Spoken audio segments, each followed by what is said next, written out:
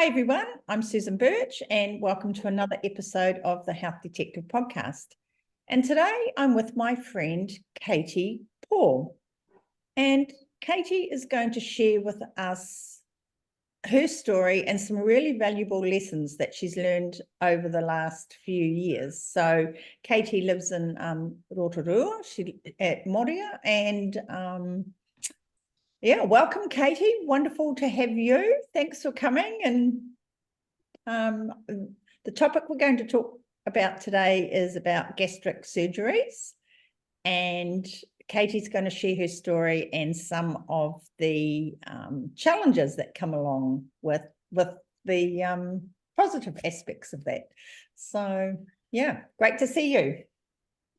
Kia ora, Susan. Thank you for inviting me along and for inviting me to reflect on health, which is actually really important to do every now and then, and particularly at my age, which I won't reveal exactly here. Oh, you're so old. You're so old. But yeah, it's really important, been life-changing actually, the whole journey, and only in the last couple of months. But when I look back, it's been 20 years. Right. Do you want to go back to the beginning and tell us a little bit about where your health issues started, what was going on, and then, you know, we'll work through the process of what you did. Sure. If we go back 20 years ago, I was posted to South Korea, Seoul, for work. I worked as a diplomat, and on my first posting, it was really exciting. I took my family with me. And I think it's a feature of the job that you acquire the illnesses of the country that you're sent to. So for the first 2 years in 2000, I was plagued with, it seemed like every cold, flu, bug there was, even though I had all the injections that you take in going to an Asian country. And from my time there, which was 4 years, I developed a chronic cough, which was attributed to asthma.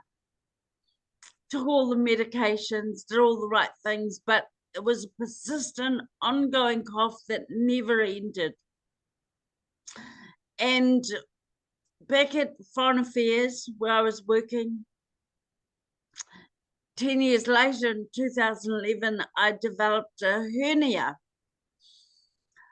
For me, hernias was kind of a white middle-aged guy's kind of disease. Yep. Not me, who I thought was young and invincible and a woman, but I was in a high-stress job. So they recommended that I have surgery because I had a hernia caused by stomach acid leaking into my digestive tract. Right. And the stomach acid was causing the chronic cough that they blamed on the asthma. Yeah. Yeah. Mm. And of course, you know, being a high stress job, I needed to talk, I needed to function. So surgery wasn't the option, and I took it. And I actually got some relief after 10 years of coughing. And it was great, but it only lasted for maybe 2 years. Within 5 years, I not only had cough, I had a whole number of other health issues, all related to stomach acid, high stress, and the worst of it was sleep apnea. That literally meant that I stopped breathing 500 times a night, said the doctors.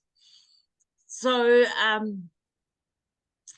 they literally told me I had to have the machine. If I didn't, I'd fall asleep in while I was sleeping and not wake up. Yeah. So I was sleep apnea. I had blackouts while I was driving. There was a real concern because I had no control over my ability, but basically I wasn't getting enough sleep. Yeah. I had all sorts of allergies, so flare-ups on my skin, and I was heavily overweight. I couldn't control my eating metabolism. So there were lots of things going on. I was getting pretty desperate by 2016. And I saw lots of specialists in Auckland. They ruled out asthma. They ruled out stomach issues, but it did come back to GERD. Good. Good. So So again, the stomach acid. Yep. So the doctors, the specialists looked at my history and they said, well, you've already had a hernia operation. It's failed. We wouldn't recommend doing that again. Your options are to have stomach surgery. Oh, you need to remove your stomach. And I was a bit in shock. It's kind of like a Stan Walker option. To remove your stomach, and it's a lifetime, and you'd have to change your eating. So I was like, well, really? And it was $40,000, which was an enormous amount of money for anyone. So I had a cousin who'd come back from India, and she said she stopped snoring, had no sleep apnea. And I said, what was it? And she recommended me to her surgeon from India. And so we got online on a Zoom call like this, and I sent him all of my doctor's notes. And I probably had about 3 years of them. I gave them everything. And the Indian surgeon came back to me and he said, Katie, we can solve your problem, but stomach removal is actually an old redundant technique for us. Oh, really? He said, we wouldn't remove all your stomach, just 80% of it. So you'd still have a stomach producing enormous amounts of acid, but it will be controllable. And I was a bit skeptical, but at least that was a better option than having the whole stomach removed. And he actually didn't give me too much time to think about it. And that's actually one of the key things for someone like me. I think if I had long to think about it, I would have talked myself out of going through with an operation. That was one thing. The other thing is that doing that kind of surgery in India is about a quarter of the cost in New Zealand. Right, so $10,000. And that's a really a big thing for a lot of New Zealanders who simply can't afford the surgery. But I was pretty desperate. I had major health issues going on, uncontrollable coughing, the sleep apnea was crazy, and the blackouts were dangerous. So I was looking for a solution. This doctor, they're British, educated in India, which makes it very good for us because we can communicate our issues. And he said to me, Katie, I do this every day, this form of operation. And in fact, they treat 1 billion people in India. So these surgeons are pretty experienced, way more experienced than New Zealand surgeon. what our surgeons would get here. So people often ask me, am I comfortable about going to India? It's third world. Actually, in some areas, it's far from third world. In fact, their equipment, their technology, their techniques are far more advanced than we could imagine, simply because of the population. So I didn't really have any fears about it, but I have to say that it helped that I literally only had 2 weeks to make a decision, to get on a plane and to get there. And I did that deliberately because I think I might have talked my way out of it. And I went with a group of women from New Zealand, from Rotorua, who could afford this surgery, who needed the surgery and we all had different health conditions. So when I came off the operating table, I was there 1 week, by the way, one day of tests to check it was everything was in order. Another day waiting, and then on surgery on the 3rd day. The 4th day, I was in ICU, and then they said, we will get you up tomorrow. So I literally had 5 days. We want you walking. And during that time, they brought in their specialist to talk to me, a nutritionist.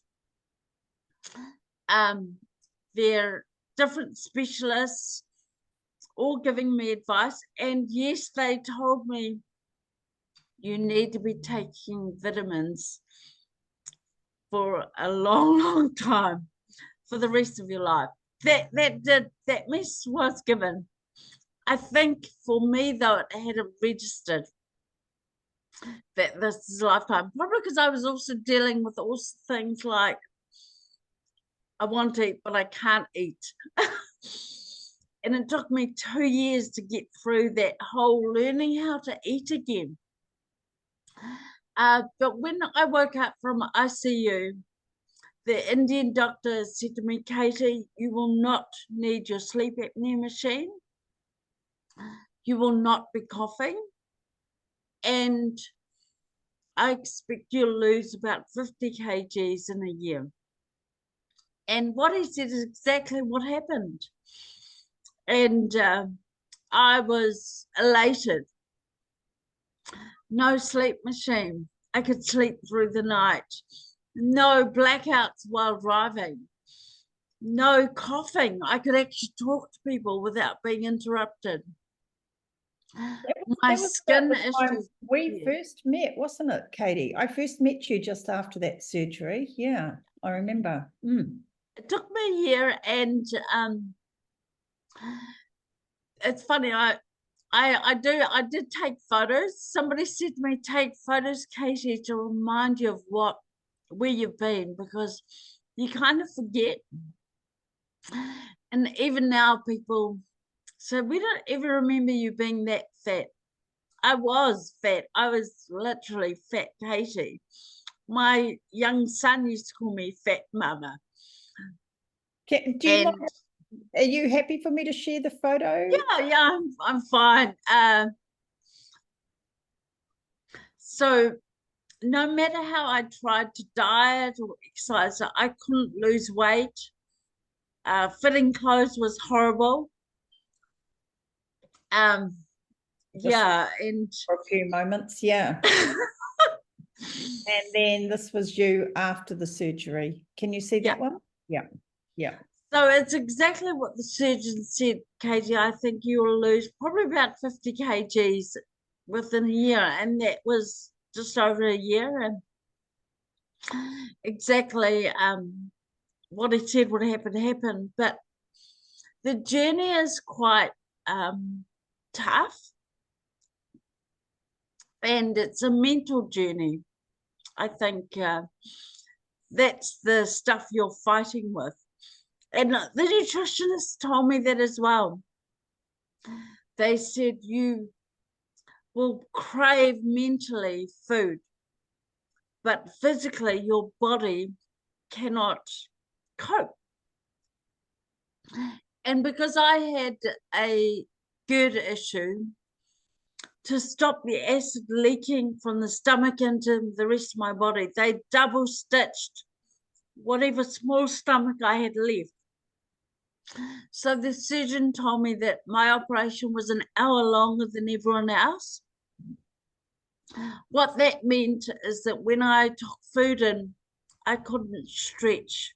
My stomach would really struggle. So physically, what that meant was that I couldn't drink a glass of water and eat even a tiny meal without feeling like I was going to explode. So I became your relationship with food changes. You become scared to eat. You're fighting because you're wanting to eat so badly, but you can't physically. So what I would do is psychologically weird things, like I'd go to a Chinese restaurant, order the biggest, most beautiful, fantastic fish meal, and then take it home and ask my partner to eat it. And he'd be saying, what are you doing? And I said, well, isn't it beautiful? Won't you eat it? And that was the battle with the mind around food.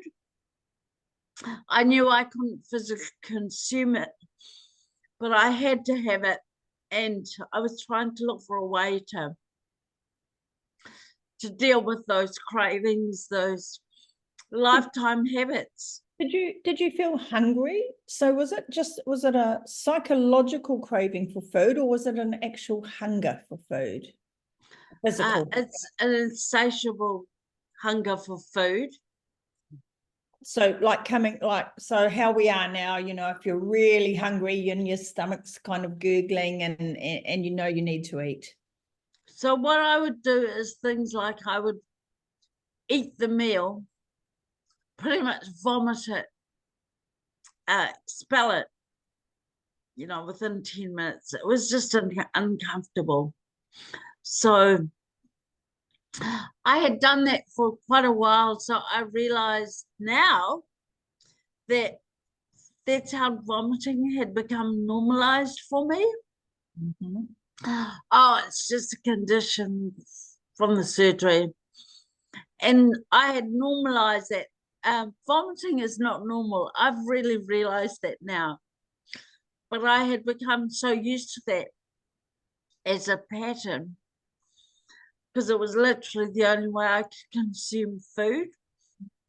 So, yeah, I think my advice to people who are considering stomach surgery is to invest in therapy, counseling, someone to talk through these issues, because it's actually that's a really big part of the battle, as well as the physical stuff. But yeah, the wonderful things about it is suddenly you start dropping weight, you feel attractive, you can buy clothes, you can walk out with confidence, people are telling you look great. And that's, again, it's part of the psychology, because you're going through quite a massive change. And it's all the stuff that. So tell me about what happened to your health, because now you're in that situation where you can't eat very much,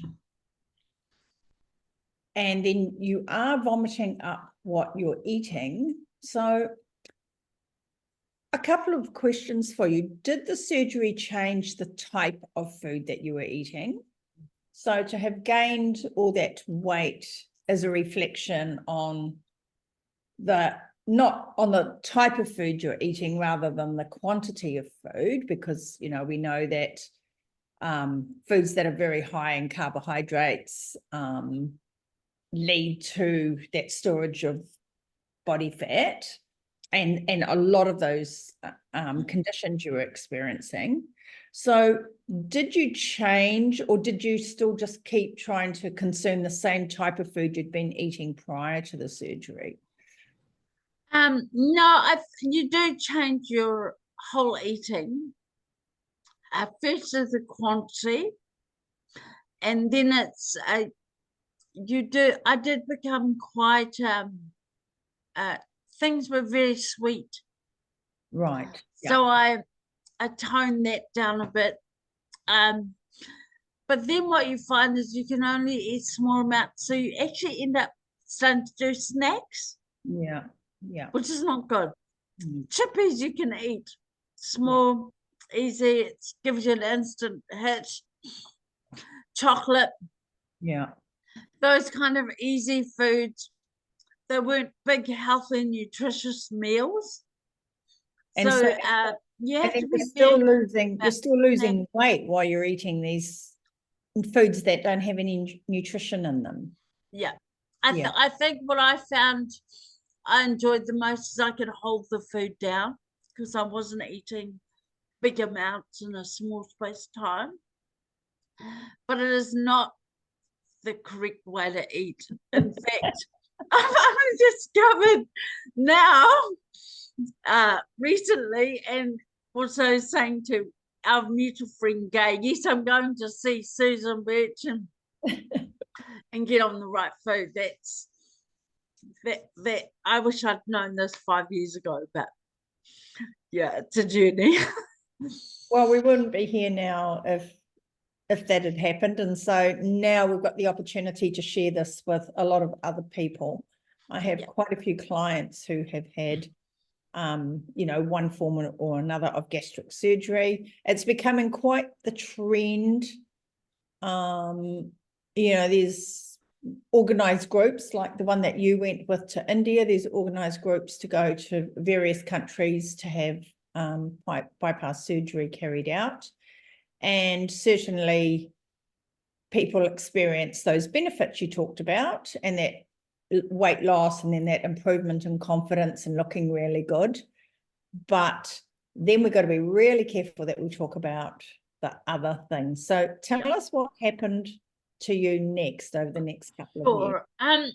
I came back from Wellington in 2019 and I'd retrained and finished as a lawyer.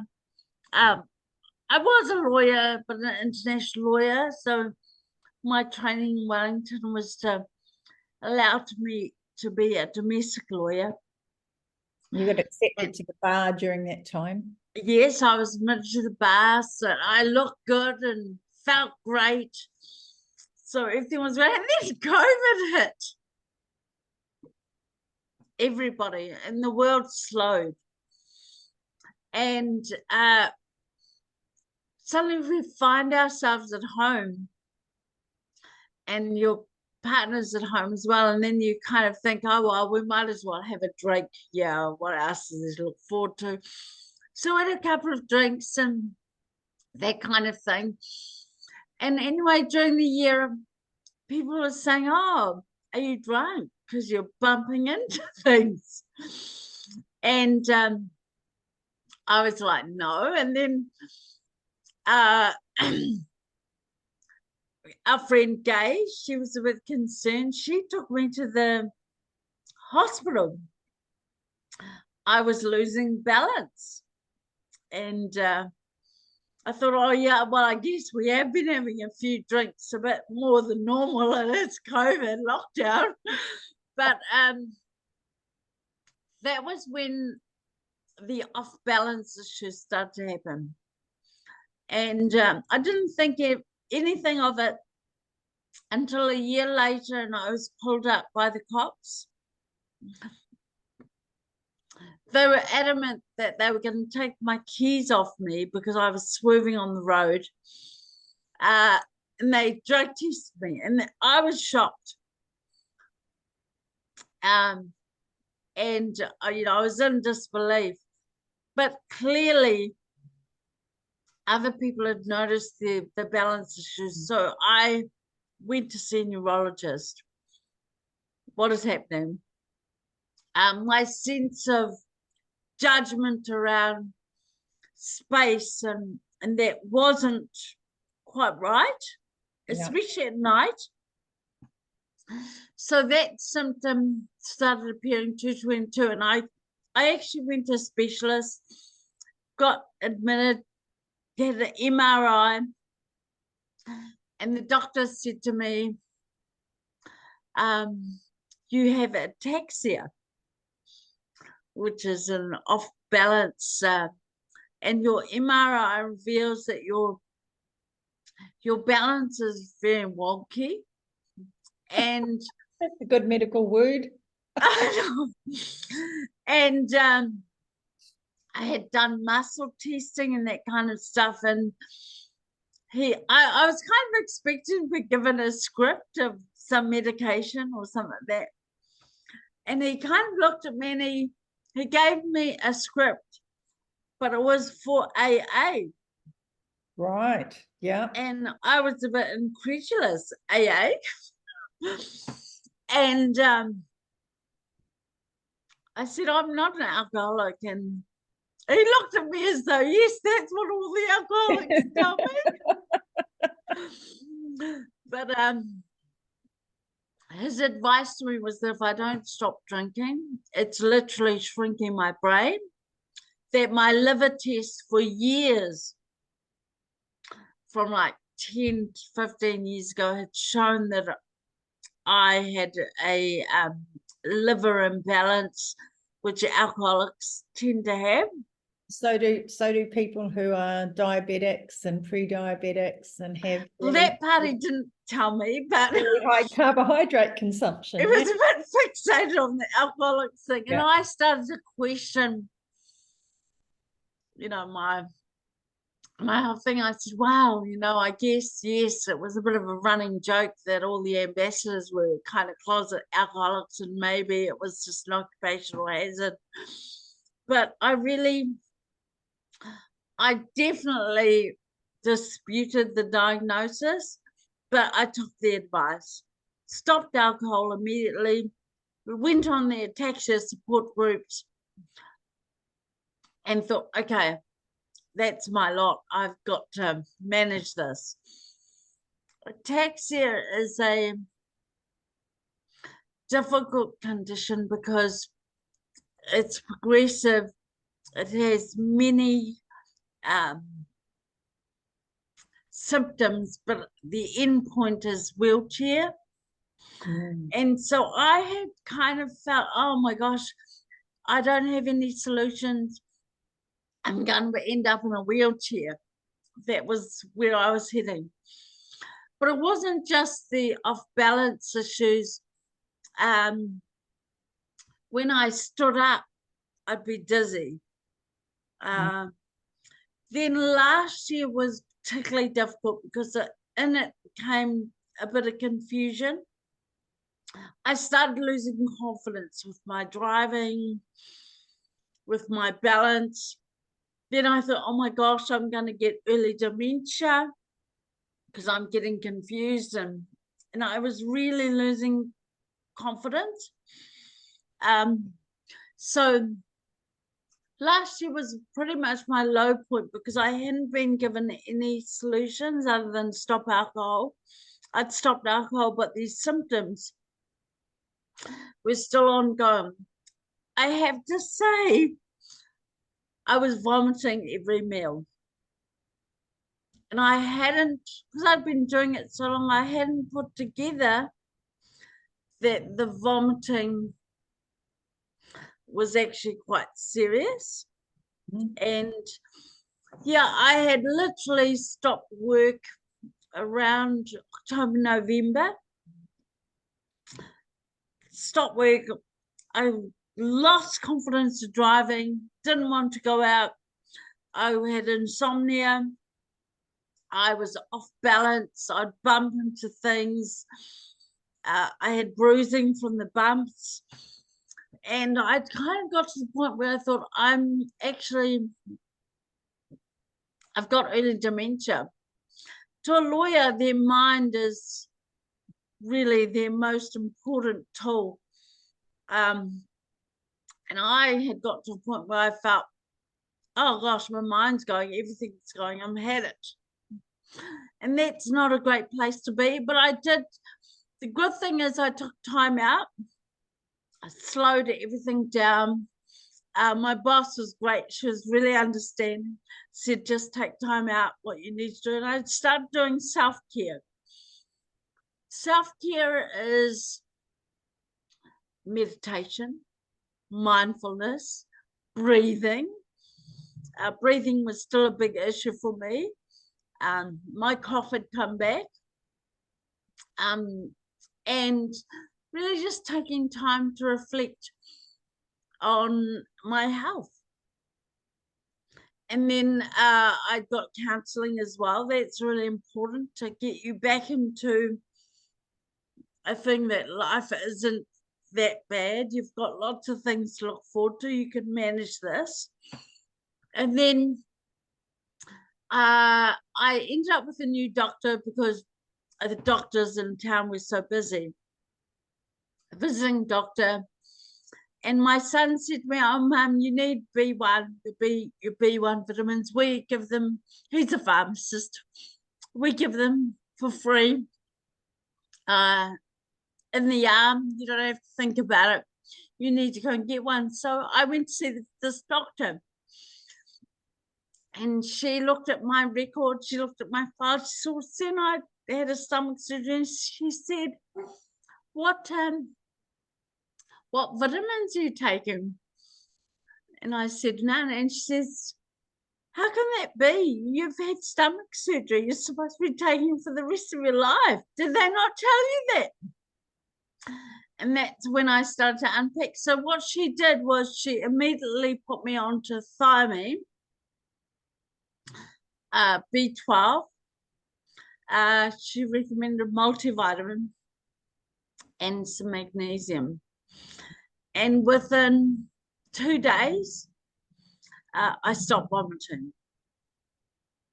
That was when I realized something's up. For the first time, in about 4 years, I felt like I tasted food properly because I could hold it down. And then shortly after that, I Google search gastric sleeve and thiamine. And lo and behold, came up a research paper only 2 years ago of 118 stomach surgery patients, 30 of whom had exactly what I had, who had this condition, which is a vitamin deficiency, thiamine deficiency, which is normally ascribed to alcoholics. And I was like, what? And they had ataxia. And suddenly a light bulb went on, and I went back to the doctor, said to her, "I've just read this article. Your prescription did an amazing thing within a couple of days. Am I on the right dosage?" So she upped the dosage, and she's given me more blood tests and said I need to work on my nutrition and start again. And that's really where I'd come to see you, saying you're going to be part of my regime. But since seeing her, I've had a massive turnaround. I don't vomit anymore. I hold down food. I sleep way better. My moods are better. I was slurring my speech. That's become better. I've got confidence. So, and I'm working productively and so much better. I feel better. That's the main thing. And then I realized that the condition which was described in this paper, normally attributed to alcoholics, but seems to be a feature of people who've had diabetes or stomach surgery. Well, thiamine is really good, is really important in detoxifying alcohol. So people who are alcoholics need a lot more thiamine than the average person. Yeah. And I'm fascinated. It's given me hope, but the hopeful part of it is that it's a condition which is reversible. So last year I got to a point where I thought, oh no, this is my lot. I'm going to end up in a wheelchair. My cognitive functions are going, and that's where I work from. So I might as well give up. this paper talks about if you diagnose it early enough and get on top of it, you can actually reverse the condition. And that's why it was really important to know, and it's why I'm quite happy to share this knowledge. Good. And I'm looking more and more and talking with more people about it. Great. And I certainly appreciate you coming and sharing because it is, I think, really important knowledge that is in the community for people that are undergoing these types of surgeries. So. Yeah, it's really interesting because I've since found out that detecting a thiamine deficiency is not easy. No, it's not. So some of your blood tests will show it's normal. Yeah, it's hard to, and that's the problem with even B12 and even folate. It's very hard to determine, and magnesium, it's very hard to decide whether it's normal or not. And there are other tests that we can do for them, complementary tests, but of course they all cost $100 or $120 each, and doctors are very reluctant to run those tests. Yep. So yeah, so that's why I don't mind sharing the journey, because.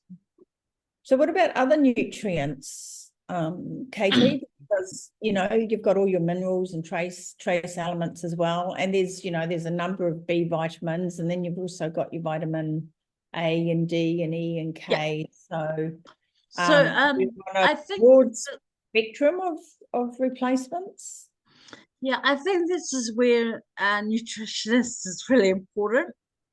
And so our mutual friend, Gay, has been telling me for a few years now, her own transformational journey through high protein, low carbs, and definitely no fructose or sugars.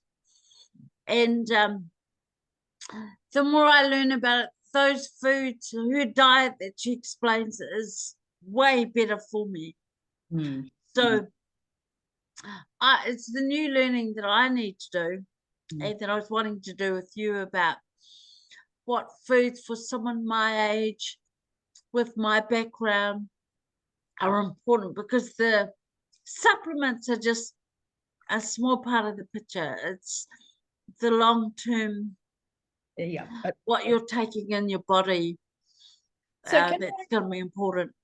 Can I ask you a couple of questions? Because you mentioned that you had to make a decision very quickly about the stomach stapling, and we saw the photo of you earlier when you were 50 kgs heavier than you are now.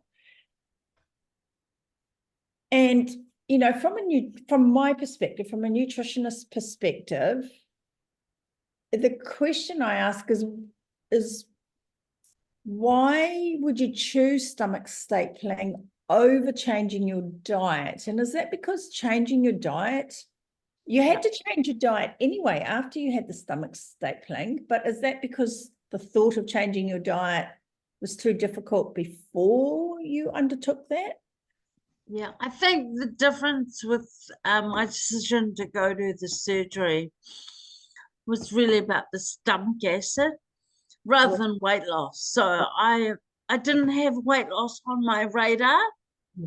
Yeah. It was an issue that affected me because I kept having to buy huge clothes, or I couldn't buy clothes. But the key problems for me were chronic coughing, sleep apnea, and the blackouts. And that's what help was sold to you as well as a solution for those problems. Yeah. The specialists, and I saw at least 5 of them, from Ascot up in Auckland through to Tauranga, they all kind of ended up coming back and did all sorts of tests, but they all came back to this stomach acid issue. And so so obviously nowhere in this process was nutrition discussed with you. There was nowhere in this process where you were educated that you could change your diet stop the stomach acid problem, lose weight, reduce the sleep apnea, and then start to resolve all these other issues. It was just, it was sold to you that, okay, you've got a stomach acid problem that's creating a chronic cough, that's contributing to a hernia, that's helping to increase sleep apnea. You feel lousy, and nobody addressed your underlying nutrition at all in that process. No, none of the specialists did. If they had, what would your reaction have been? Would you have believed that nutrition could change that, or were you still in a position where you didn't really believe of the power of nutrition for health? Yeah, I don't think I saw the right specialists. So I was speaking with gastro specialists or breathing specialists, or not really, people who focused on nutrition. And the doctors who the advice was always surgery was the option. So, we should give her another 2011 Nissan fundoplication surgery. But the second opinion after that was that, she's already had one, chances are it'll fail again. So the next move to the next option, which was another surgery to kind of fix it. It's interesting you say that, because, and Gay has shared her story as well. So I feel comfortable, hopefully. I know she'll be listening to this, but I feel comfortable sharing it. So that's what happened to Gay as well. She was, she had this absolute terrible kidney pain all the time, high blood pressure for 30 years. And the immediate response is, we're going to remove your kidney. And it was just her sort of tenacity, really. And, her GP got sick of her and told her to go and see a nutritionist. And she came and said to me, could I help her? And, within a couple of weeks, we were on top of her blood pressure. She hasn't had any kidney pain for years now. And she's still got 2 kidneys. So, but the key with Gay is that she's really motivated, and she made change, and she made change stick. And I know, I have some clients who are like fast adopters of ideas, but a lot of people are still really stuck back in, not believing that nutrition can be so life-changing for them, or not wanting to make those changes. And one of the things I see a lot with the gastric bypass people that I have dealt with, and people I know, is that you talked about, eating the chippies and eating those little snacky foods that have got no nutritional value in them at all, but you could tolerate them. And I see a lot where people feel like, those are really like dopamine hitting foods, rewarding foods. You feel good and soothed and like you're loving yourself after you've eaten them. They do nothing for your body. They do nothing for your body, but you can eat them and not put on weight. And a lot of people go through the surgery for weight loss as well. So you can eat them, but you're not putting on weight because you're just eating these tiny amounts of them throughout the day. But you're becoming really, really nutrient deficient. And that's usually the state when I see people, when they, their nutrients are just right at the bottom. So I guess my question to you is, how, as someone who's been through this, what could you say to inspire people to make those nutritional changes that they need without surgery? If I knew what I know now, I could have solved my problems by getting onto nutrition and getting thiamine in me without all of that.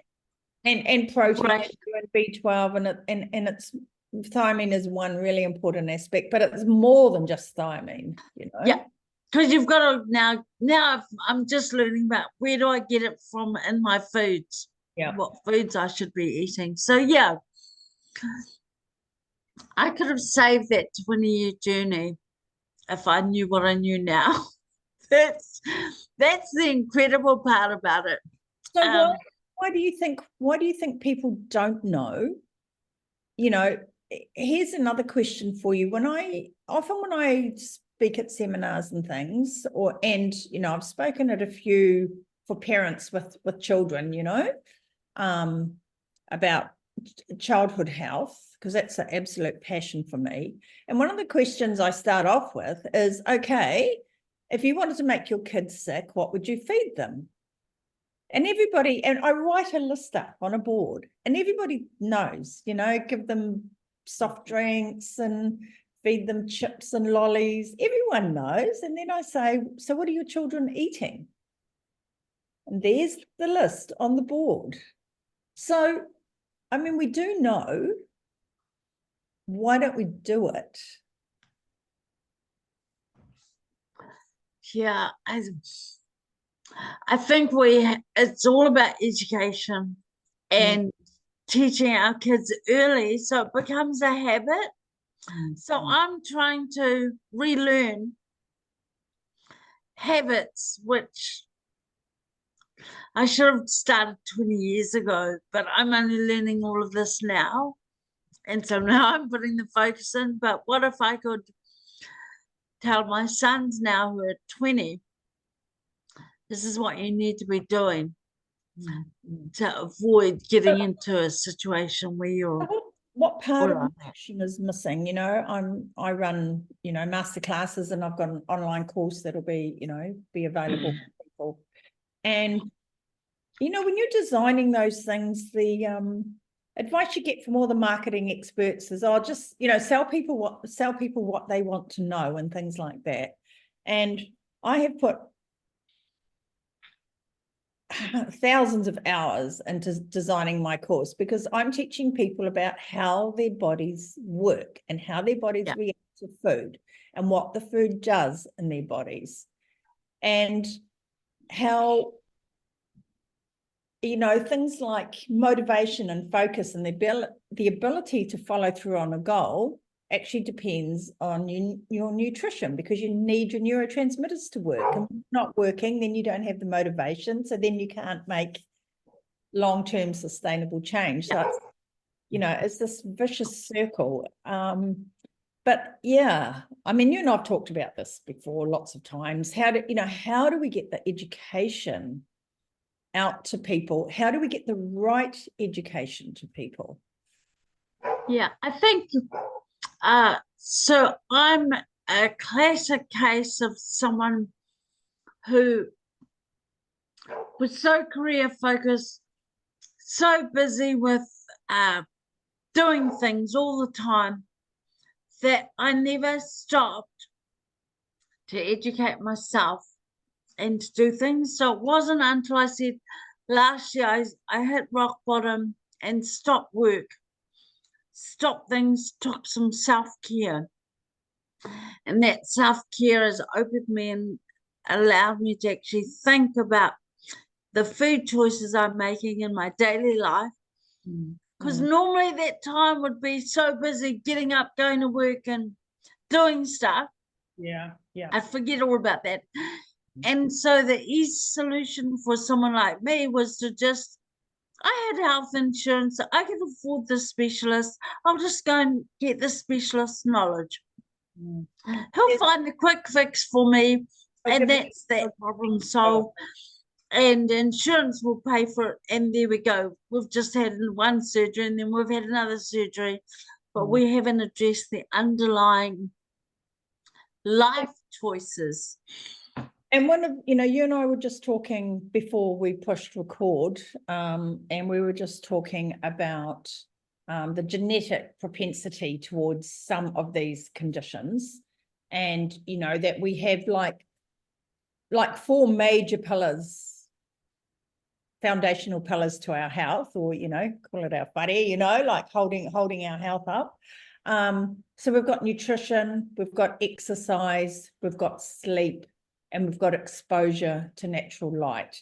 And they are absolutely essential. And then there's other supporting pillars. But, if we could focus on those, we could do a lot for our health. And we were also talking that, for Māori people in New Zealand who are suffering from our modern diet with accelerated chronic disease. So like the whole country is suffering.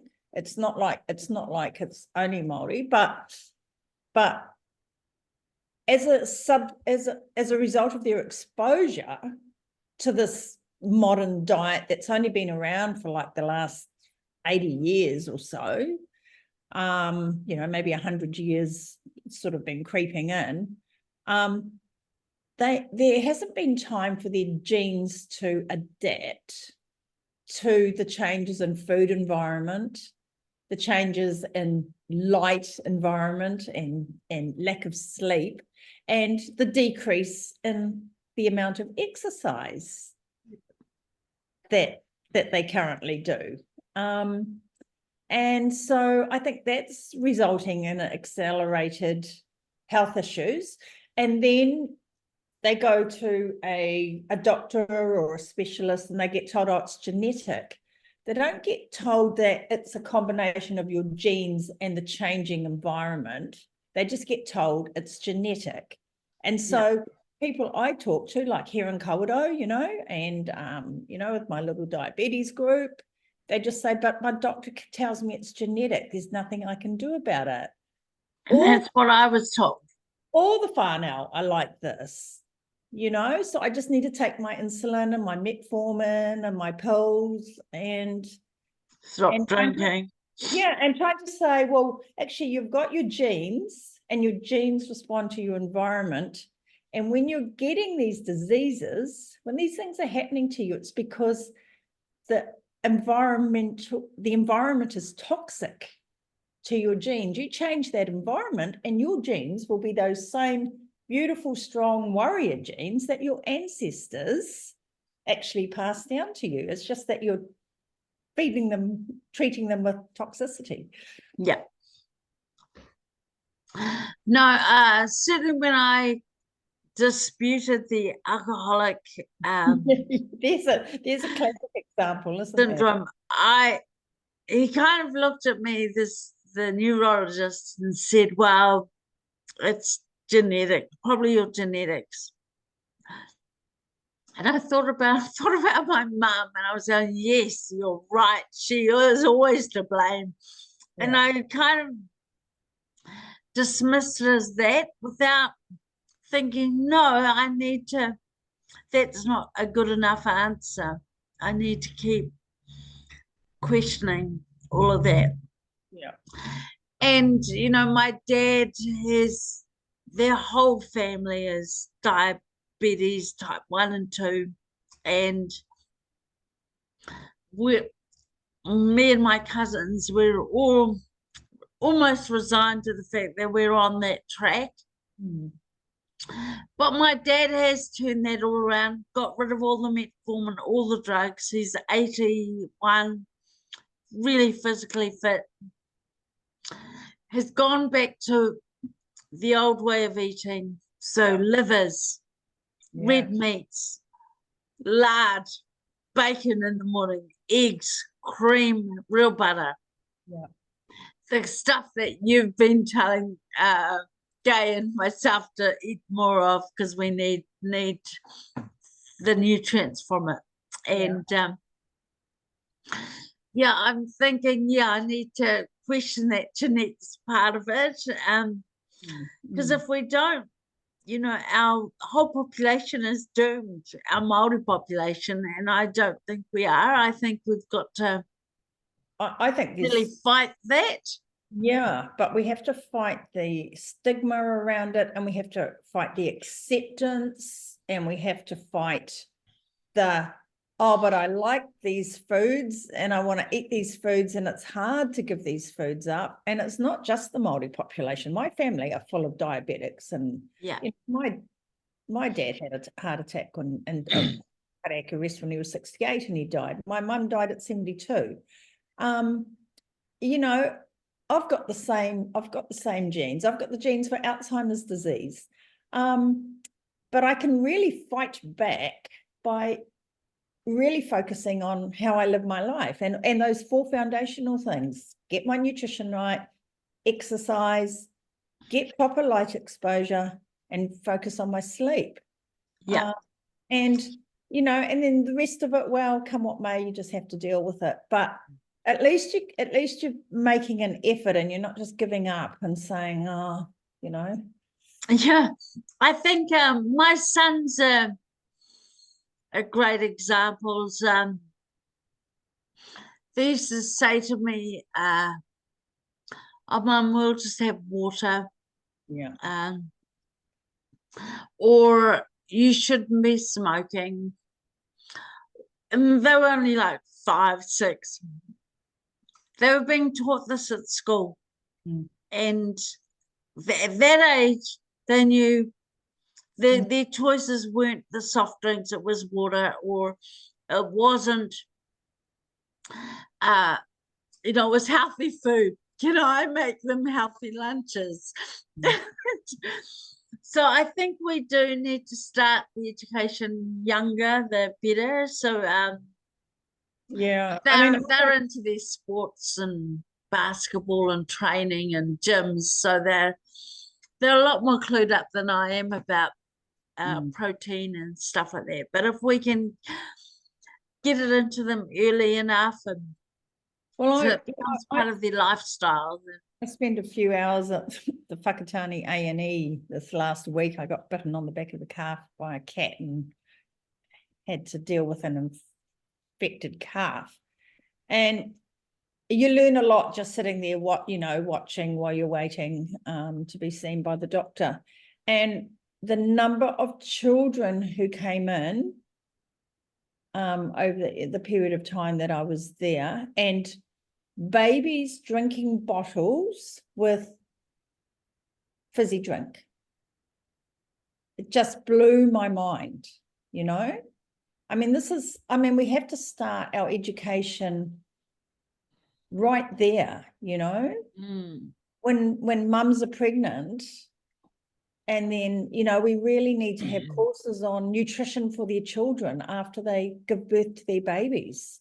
Yeah. Because putting, you know, orange fizz in a bottle and giving it to a kid to drink is terrible. It's yeah.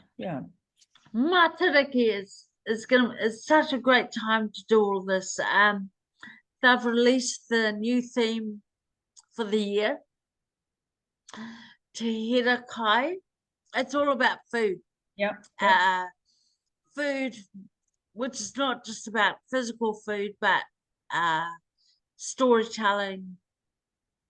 But it's kind of like our Thanksgiving, and it's a great chance to discuss, what am I going to cook for our matariki, lunch, dinner? But then what's going to happen? Because, you know, I grew up in Ruatona. I know what marae food is like. And, you know, it's a time of hospitality. It's a time of love and caring, and, like you say, stories and music and spirituality over food. But the food isn't traditional food. The food is modern food. And sure, there might be a hangi, and there might be some good meat and some seafood and stuff in the hangi, but then there's all this other stuff that goes with it. So again, that's something we have to resist. So we've had 3-4 matariki events for the last 4 years locally. Yeah, nice. And the cooks, we've got to have fizzy drinks. No, we don't have to have fizzy drinks. We are not having fizzy drinks. Yeah. And it's been a real educate. Oh, but it's not a celebration without them. I said, we will have different drinks, healthier drinks, but it is seeding the kaupapa. Yeah. Uh, And and you know, I think people like you are going to be the leaders, you know, for the next generation, because it's got to come, you know, and if it could come from those marae cooks, that would be amazing. we're getting better. But fortunately, a lot of our traditional kai is from natural. It's from our lakes, from our forests, and the conversations they're encouraging is how long will that fish or those pigs be there? How do we look after them? So the food is actually organic. We just have to make sure we can keep it that way as much as possible, and yeah, build it into the kaupapa of what our celebration should be about, Yeah. rather than buying processed foods Yeah. that give you a quick hit. And then just set the children up right from the start. Yeah. You know, That here we're having a celebration event with organic, healthy food, nutritious food. yeah, I mean that would be amazing if you could do that. That would be a real step in the right direction, you know, because that, you know, that makes me think about, you know, when you first started talking about going to India and how, you know, there's, you know, how many people are in India, and so these surgeons are getting lots of practice. So you have to ask, why are they getting lots of practice? And people think, you know, that you know, Indian diets are really healthy because they're not necessarily huge like we get in New Zealand, but gee, they have, you know, the Southeast Asian diets. Diabetes in Southeast Asia is absolutely rife. It's absolutely horrendous.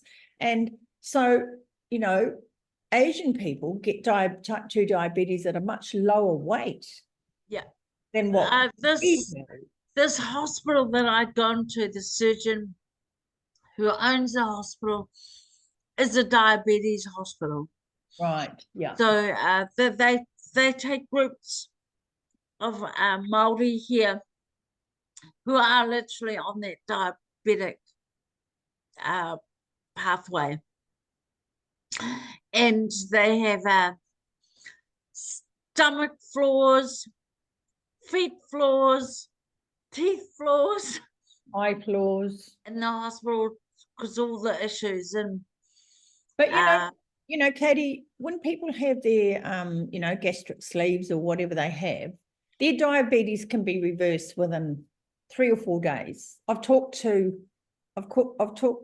surgeons who actually perform those operations and talk about how the diabetes is reversed so quickly. And the reason it's reversed quickly is because of the food changes. They can't eat the same food. They can't eat the same amount. They're not getting the same amount of sugar. Their blood sugars go down. They don't need to make so much insulin, and they go into diabetes remission. So, you know, it just keeps coming back to why can't, you know, how do we help and encourage and support people to be motivated to make those changes without having to go through a surgical process where they have half the stomach cut out, they have their gallbladder removed, and now they have all these other problems, and they're going to have to take multivitamins and minerals for the rest of their life. I mean, I would love, I know that there's a commercial aspect to this too, and I know that there's also a wanting to do good aspect to it. But you know, it would be really nice for those people that are taking these groups to actually kind of understand that, you know, maybe there's another way, and maybe people could be offered some different options. But I think it's like you said, you didn't know. You're only really learning in the last year or so. And it's only because I've stopped everything else. I've actually stopped to focus on my health and self-care. I'm so grateful to my partner, Daniel, who I don't know whether I could have done that to stop work completely if it wasn't for him to kind of get myself on the right path. That would be a big one. The second one is, I think it is a battle for the mind. It is about getting control of your life, of the choices you make. But if you're full with all sorts of other issues, be they kids, be they your partner, it's very difficult to focus on you. So I really do think having a mental health coach or therapist or counselor alongside to take you through that journey, because you are battling over choices and you know, doubt and confidence and you know, making the right decisions. So that would be my advice. I was looking for, like most people, a quick fix. Which was go to a surgeon, go to a doctor, pay health insurance, you know, pay whatever it costs, and job done. You go next. But as I said at the beginning, 20 years of different health conditions, when in fact, if I'd focused on nutrition and thiamine and basic nutrients from the beginning, I could have avoided all of that. It's crazy. Oh, well, the next step is to use your experience and your newfound knowledge and your enthusiasm and keep sharing it. And I think what you're doing for Matariki and on the marae is going to be really amazing, you know, with that focus. And I can only see that growing and becoming stronger and, you know, a lot more korero around, you know, we're doing this because this is better for us. This is better for us as people, you know. Yeah, this is better for our, you know, for all our environment. And you know, I mean, I worry about my mokopunas, you know. Like, I mean, we're all exposed to this stuff, so yeah. Oh no, it's been great to talk. Thank you for inviting me to do this. You know, you've helped me realize, yes, the answer was a lot simpler than going to the operating table or going overseas even. No, it's been really great. I really appreciate you coming on, and I hope that people will listen to this full interview and think about it, and you know, really encourage people to share it. And you know, the first thing, it's not a criticism of anybody who decides to go down the surgical route. It's just a reminder that please make sure that you're getting your nutrients into you when you do that. Absolutely. And then if you are thinking about it, just know that there are alternative things that you can do without cutting half your body out, you know. But like Katie said, they probably require some support and bit of education. And that's where going to groups and having an open mind and saying, all right, I'm prepared to give something a go and see if I can, you know, I'll give it a go for 6 months and see what happens and see if things improve. Because you can always go down that surgical route later if it doesn't. Yeah. Oh, thank you so much, Katie. Really appreciate it. You're welcome.